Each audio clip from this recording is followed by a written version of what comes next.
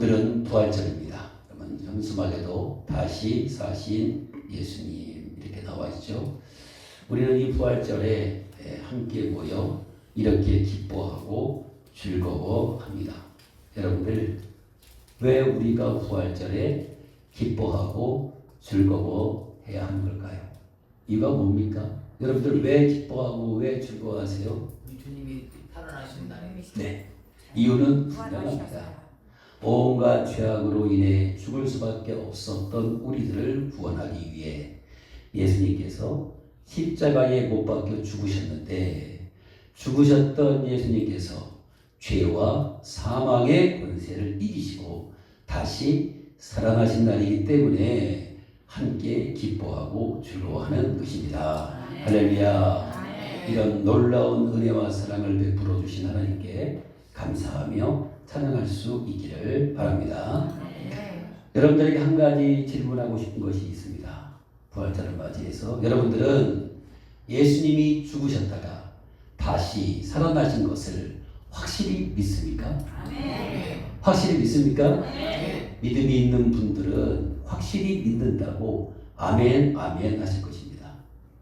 하지만 아직 확실한 믿음을 가지지 못한 분은 표현은 하지 못하지만 아마도 속으로 사람이 어떻게 죽었다가 다시 살아날 수 있을까라고 생각하며 의심쩍어 하실 수도 있습니다.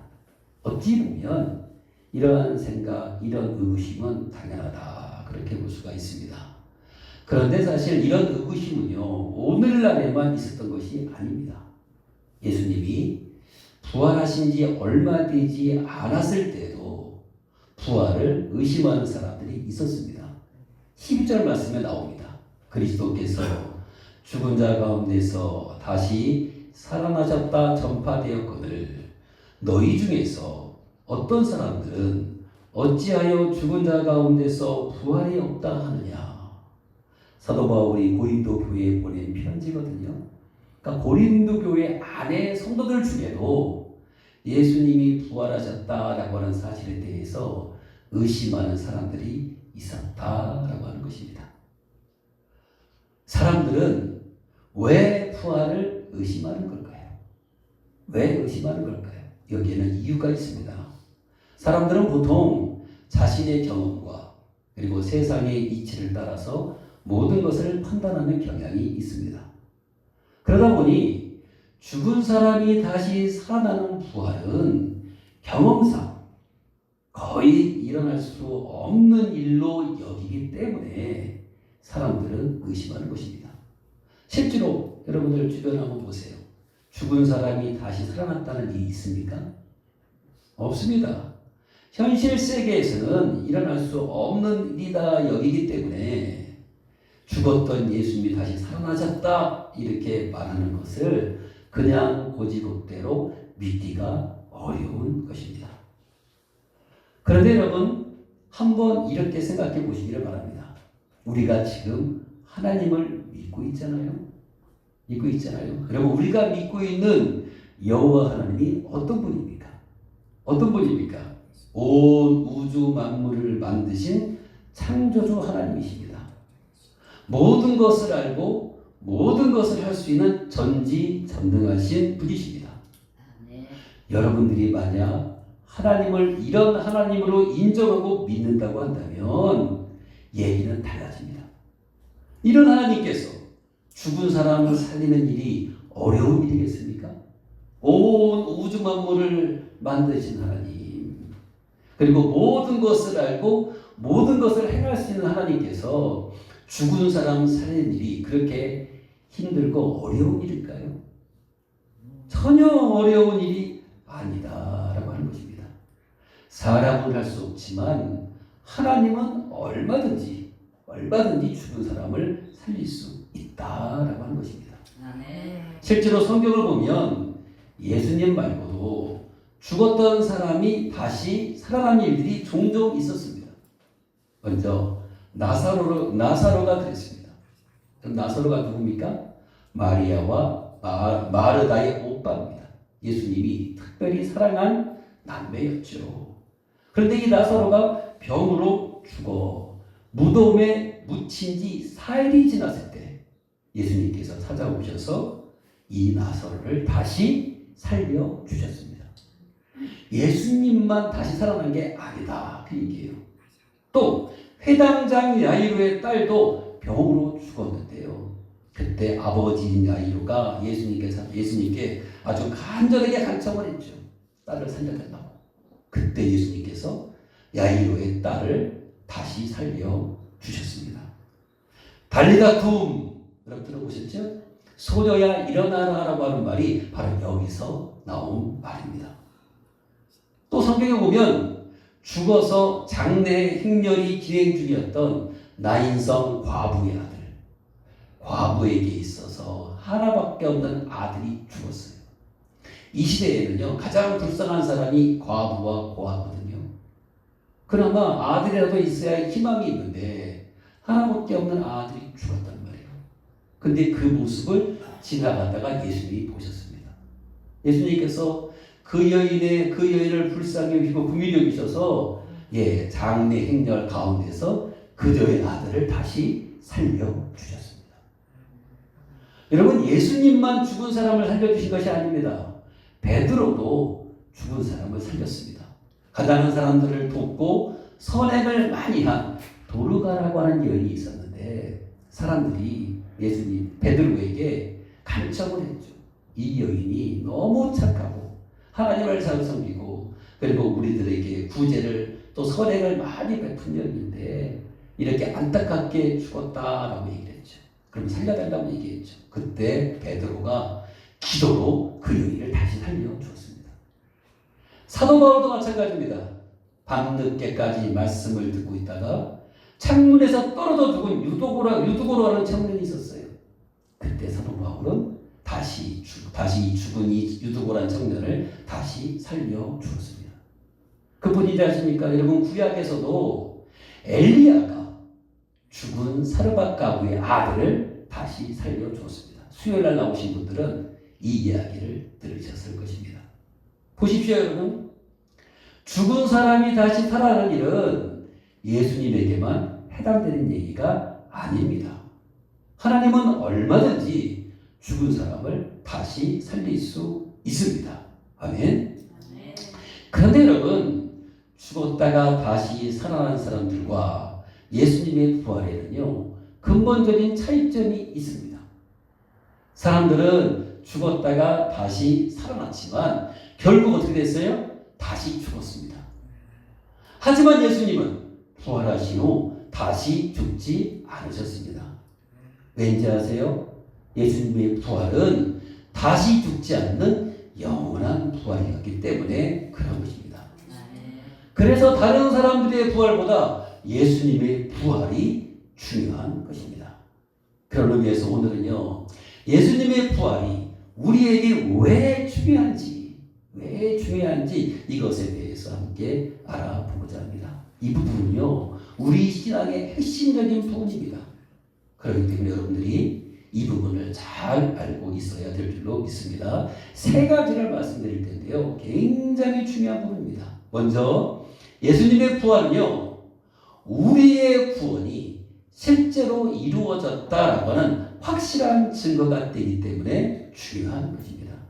여러분, 만약 예수님께서 우리의 죄를 대신해 십자가에서 죽기만 하고 다시 살아나지 않았다면 어떻게 되었을까요? 이 말은 부활이 없다라고 하는 얘기잖아요.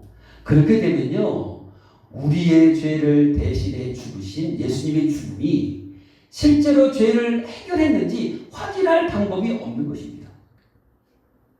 구원이 미완성 상태로 남는다라고 하는 얘기입니다. 그렇기 때문에 예수님의 부활은요, 우리의 구원이 완성되었다라고 하는 증거가 되는 것입니다. 그래서 부활이 중요한 거예요. 예수님이 십자가에 지신 것은 우리의 모든 죄를 다 사해 주셔서 우리를 구원하기 위함이잖아요. 그렇다면 우리가 구원받았다는 하는 증거가 뭐냐는 거예요. 그게 바로 예수님의 부활이다, 그 얘기입니다. 그래서 부활이 없는 기독교는 상상할 수 없는 거예요. 부활이 있기 때문에 우리가 확실히 죄로부터 구원받았다라고 하는 증거가 되는 것입니다. 우리가 부활절에 잘 쓰는 표현 중에 이런 말이 있어요. 아까 찬송 중에도 나왔는데 예수님께서 죄와 사망 권세를 이기시고 부활하셨다.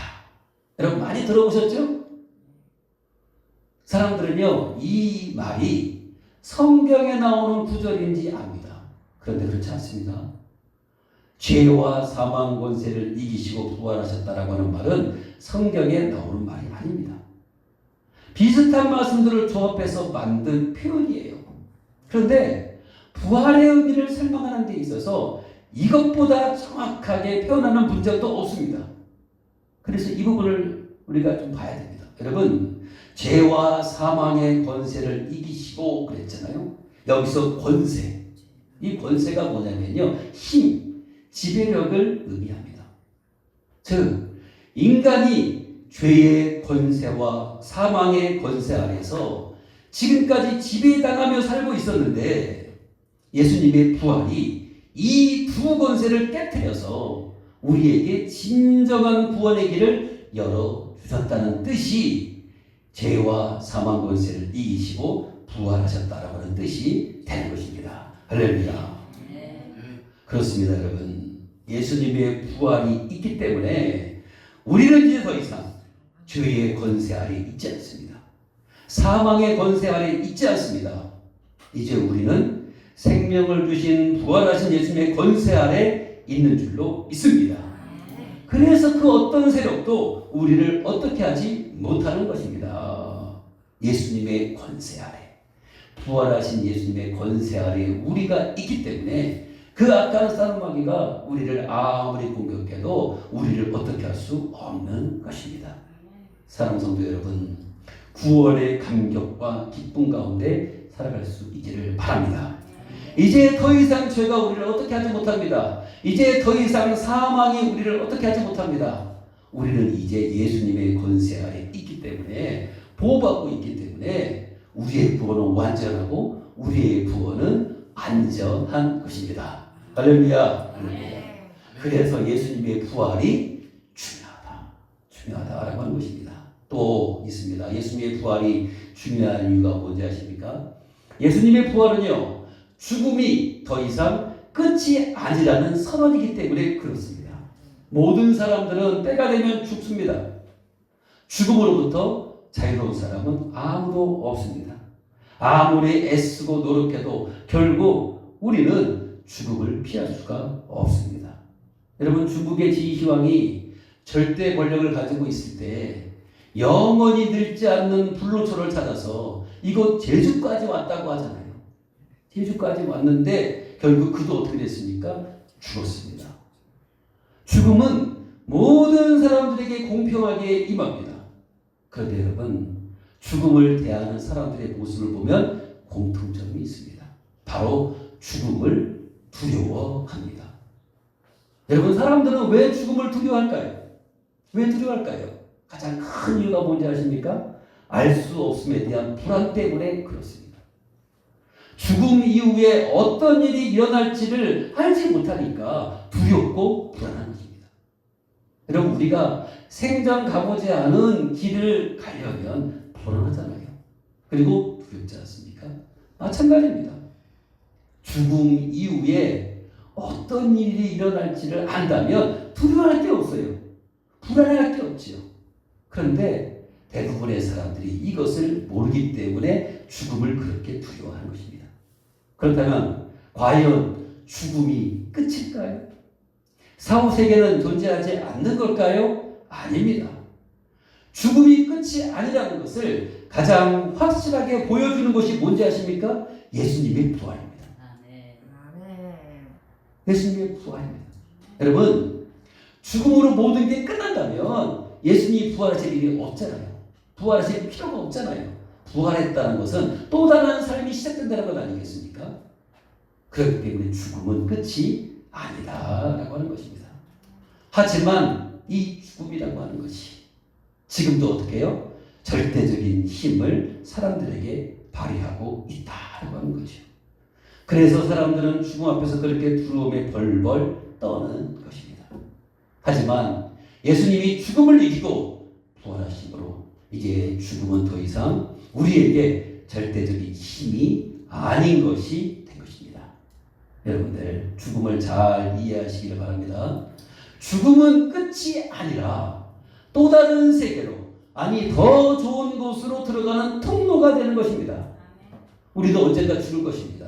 하지만 다시 살아날 것입니다. 하나님이 다스리시는 영원한 나라에서 영원토록 우리 주님과 함께, 그리고 모든 성도들과 함께 가장 복된 삶을 살아가게 될 것입니다. 할렐루야. 부활이 우리에게 이런 소망을 준다라고 하는 것입니다. 그래서 여러분, 믿는 사람들의 장례식과 믿지 않는 사람들의 장례식의 모습이 다른 거예요. 믿지 않는 사람들은 죽으면 끝이다라고 하니까 슬퍼하는 것입니다. 하지만 믿는 사람들은요, 죽음이 끝이 아니에요. 지금은 잠시 헤어지지만 언젠가 하나님의 나라에서 다시 만나게 될 것입니다. 기쁨 가운데 병도 없고 고통도 없고 두려움도 없는 그런 평화로운 안식처에서 우리 주님과 영원토록 행복한 삶을 살게 될 것을 알기에 마음으로는 슬프지만 그래도 하늘 소망을 가지고 기뻐하고 즐거워하면서 사랑하는 사람을 떠나보낼 수가 있는 것입니다. 이게 바로 부활의 힘이고 부활의 능력이고 부활이 우리에게 주는 소망이 되는 것입니다. 할렐루야. 예수님께서 바로 이 소망을 주시기 위해서 부활하신 것입니다. 여러분들 소망을 가지시기를 바랍니다. 죽음 두려워하지 마세요. 오히려 죽음은 더 좋은 곳으로 들어가는 통로가 된다. 하지만 인간적인 정으로 이 땅에서 다시 못 보는 것 때문에 우리가 아쉬워하고 슬퍼하는 것 뿐이지, 사실은 다시 만날 날을 기대하면서 기쁨으로 할렐루야 찬양하면서 보내줘도 이상하지 않은 것입니다. 바로 우리 주님께서 이러한 소망을 주시기 위해서 부활하셨다는 것들을 여러분들 기억하시고 소망 가운데 살아가는 모든 분들 다 되시기를 바랍니다. 세 번째입니다. 예수님의 부활이 중요한 이유가 무엇입니까? 우리가 사는 현재의 삶에도 좋은 영향을 주기 때문에 그렇습니다. 만약 우리의 삶이 부활 없이 이 땅에서 한 번만 살고 끝나는 것이라면 어떻게 될까요? 어떻게 될까요? 여러분, 교회가 필요할까요? 교회 필요 없습니다. 여러분, 도덕적 삶이 의미가 있습니까? 아무런 의미 없습니다. 아마도 사람들은요, 한 번뿐인 삶이니까 수단과 방법을 가리지 않고 할 수 있는 모든 것들을 다 하고자 할 것입니다. 당연히 쾌락을 쫓는 삶이 될 것입니다. 이런 사람들로 가득한 세상, 상상만 해도 여러분 혼란스러울 것 같지 않습니까? 그런데 감사하게도 여러분, 우리의 삶은 한 번으로 끝나지 않습니다. 죽음 이후에 예수님이 부활하신 것처럼 우리도 부활하여 영원한 삶으로 이어질 것입니다. 할렐루야. 만약 사람들이 이 땅에서의 삶이 끝이 아니라 부활하여 영원한 삶으로 이어진다라는 생각을 하며 산다고 한다면 분명히 다른 삶을 살아가게 될 것입니다.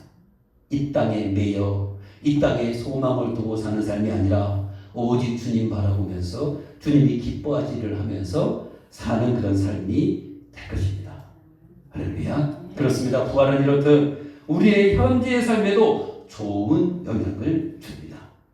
그래서 우리가 부활신앙을 강조하고 부활신앙으로 무장하게 된다라고 말하는 이유가 바로 여기에 있는 것입니다. 사랑하는 성도 여러분, 예수님의 부활을 단순히 죽은 사람이 다시 살아난 사건으로만 받아들여서는 안 됩니다. 부활은 우리의 생명입니다. 부활은 우리의 구원입니다. 부활은 우리의 능력입니다. 부활은 우리의 소망입니다. 이 부활을 통해 우리의 구원이 완성되고 하늘나라에 대한 소망을 갖게 되며 특별히 이 땅에서 거룩하게 살아갈 힘과 용기를 주게 되는 것입니다. 할렐루야. 그래서 기뻐하고 즐거워하는 것입니다. 우리에게 이런 엄청난 축복을 주시기 위해서 예수님께서 부활하셨으니 이날 기뻐하고 즐거워할 수밖에 없는 것입니다. 마음껏 기뻐하셔도 됩니다. 크게 기뻐하셔도 됩니다. 그리고 부활신앙으로 무장하며 사는 것이 중요한 것입니다.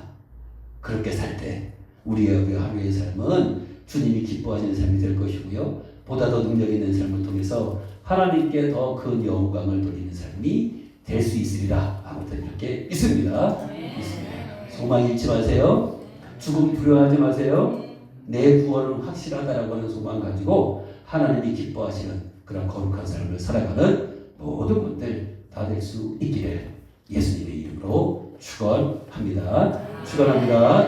기도하시겠습니다. 하나님 아버지 은혜를 감사합니다. 부활은 우리에게 축복입니다. 부활은 우리에게 생명입니다. 부활은 우리에게 능력입니다. 부활은 우리에게 소망입니다. 이런 엄청난 축복을 주신 예수님의 부활, 우리 모두 기뻐하고 즐거워합니다. 우리에게 주신 이 부활의 기쁨, 부활의 능력을 우리 마음속에 잘 간직하여 비록 힘들고 어려운 삶을 산다 할지라도 부활의 능력으로 거뜬히 이겨나가며 하나님이 기뻐하시는 그런 삶을 잘 살아갈 수 있도록 더 그 은혜 충만히 채워 주옵소서. 함께 해주심에 다시 한번 감사와 영광을 주님께 돌려드리며 사랑과 은혜가 풍성하신 예수님의 이름으로 간절히 기도하옵나이다. 아멘.